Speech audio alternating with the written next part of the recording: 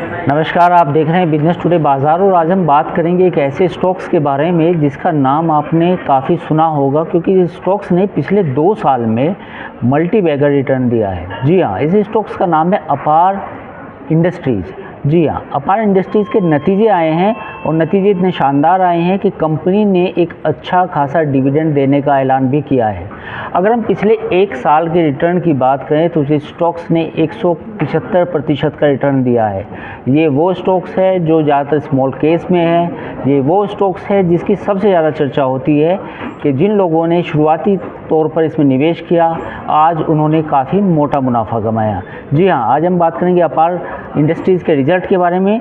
तो चौथी तिमाही के जो नतीजे हैं उनका ऐलान कर दिया गया है और नतीजे ये हैं कि कंपनी का जो मुनाफा है वो 238 करोड़ रुपए रहा है और पिछले कारोबारी साल में समान तिमाही में इस कंपनी का मुनाफा 235 करोड़ रुपए था, यानी कि प्रॉफिट में कोई गिरावट नहीं है।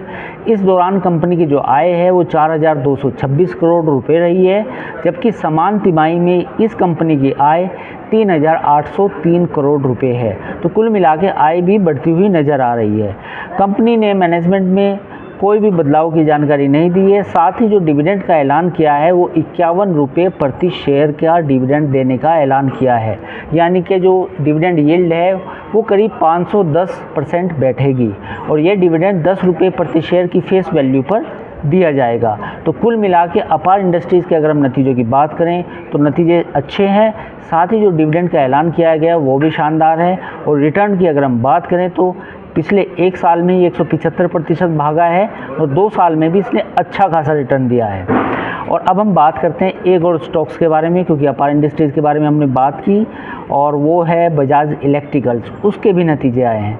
कंपनी ने अपनी तिमाही नतीजे का ऐलान किया है। इसमें साल दर साल आधार पर जो उनका प्रॉफिट है वो घटता हुआ नज़र आया है। प्रॉफिट जो है 43 करोड़ रुपए से घट के 29.3 करोड़ रुपए हो गया है और सालाना जो आधार पर अगर हम कंपनी की आय की बात करें तो उसमें भी करीब 8% की गिरावट है, यानी कि जो पिछले समान तिमाही में जो कंपनी की आय थी वो करीब 1292 करोड़ रुपए थी और जो अब घट के 1188 करोड़ रुपए हो गई है।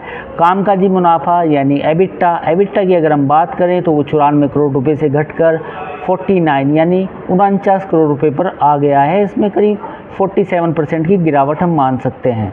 और एबिटा मार्जिन की अगर हम बात करें तो वो भी लगभग आधा हो गया है, वो 7.4% से घट के 4.2% हो गया है। तो कुल मिला के जो बजाज इलेक्ट्रिकल्स के नतीजे हैं वो उतने अच्छे नहीं रहे हैं। अब हम एक और स्टॉक्स के बारे में बात कर लेते हैं चलते चलते। इस स्टॉक्स का नाम है सफारी इंडस्ट्रीज़। जी हाँ, ये भी वो स्टॉक्स है जो ज़्यादातर स्मॉल केस में है। लोगों ने काफ़ी इन्वेस्टमेंट किया शुरुआती दौर में। लगेज इंडस्ट्री की जानी मानी कंपनी है। इस कंपनी ने भी अपने नतीजे जारी किए हैं और उसका जो मुनाफा है वो 38 करोड़ रुपए से बढ़कर 43.1 करोड़ पर पहुंच गया है और कंपनी की जो आय है उसमें भी अच्छी खासी बढ़ोतरी देखने को मिली है। कंपनी की जो आय है वो 303 करोड़ रुपए से बढ़कर 365 करोड़ रुपए हो गई है और जब कंपनी ने डिविडेंड का ऐलान किया है वो करीब 1.5 रुपये प्रति शेयर डिविडेंड का ऐलान किया है। तो आज हमने 3 स्टॉक्स चर्चा में किए। 3 स्टॉक की चर्चा में अपार इंडस्ट्रीज़ और सफारी की अगर हम बात करें तो शानदार नतीजे हैं और वहीं बजाज इलेक्ट्रिकल की बात करें तो बजाज इलेक्ट्रिकल में प्रॉफिट मार्जिन सब घटता हुआ नज़र आ रहा है।